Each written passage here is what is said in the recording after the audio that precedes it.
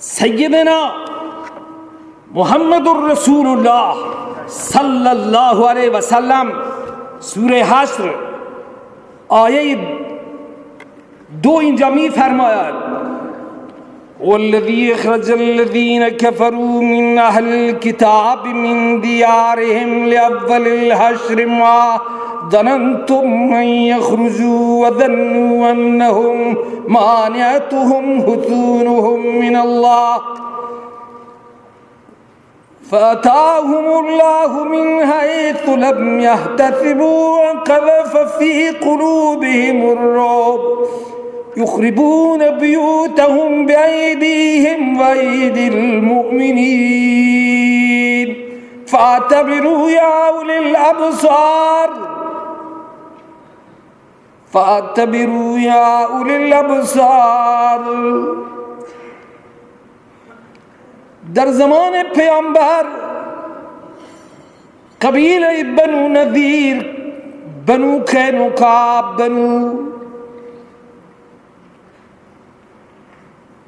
قریظه از یهود اینها در مدینه آمده بودند و جا گرفته بودند. مدینه را اختیار کردن پیشینه های آنها به این دلیل که هجرتگاه نبی آخر الزمان یثرب مدینه، ولی وقتی پیامبر خاتم از بنی اسماعیل و قریش عرب مبعوث شد، آنها حسد و کینه کردند و ایمان نیاوردند مگر تعداد کمی از یهود ایمان آوردند. محض به خاطر حسد و بغض که چرا این پیغمبر خاتم از بنی اسرائیلی ها نیامد، از بنی اسماعیل آمده. روزی فرار رسید که برای اینها اتمام حجت شد و پیامبر اینها را گفت مسلمان بشوید و اگر نه آماده پیکار و جنگ باشید.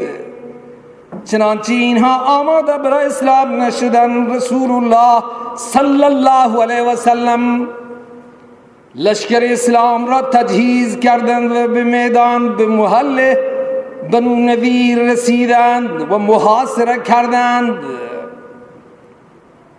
الله می فرماید الله آن ذات که بیرون کرد کسان را که کفر کرده بودند که از یهود از شهر آنها برای اولین حمله ما ظننتم من یخرجوا و ظنوا انهم مانعتهم حصونهم من الله.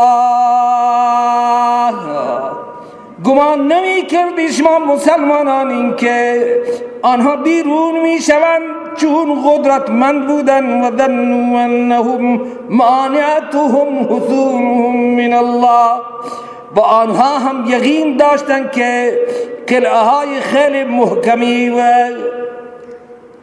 دژه های قوی و اسلحه و امکانات فراوانی در اختیار دارند و مسلمانان خالیند از این امکانات جنگی. مانعتهم حصونهم من الله، می گفتن این قلعه های ما محکمند و ما اینجا مسلحیم و در سنگریم، مسلمانان نمی توانند که ما را اینجا از این جای ما بیرون کنند و با ما بجنگند. سبحان الله.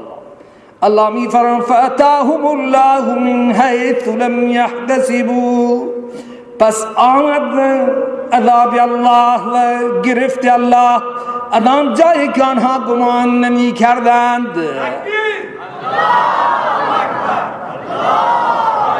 اتاهم الله من حیث لم یحتسبوا، عذاب الله و گرفت الله و جنگ الله آمد به سراغ آنها و بر قلعه آنها از آن جایی که گمان نمی کردند. همین طور که شما الان دیدی در هفته گذشته 16 مهر ماه گروه فلسطینی، مجاهدین فلسطین، حماس وقتی وارد شده که صد دیوار آنها را و مانع آنها را شکست. سبحان الله. این طور قرآن صحبت کرده، آن روز که میگوی امروز صحبت میکنه.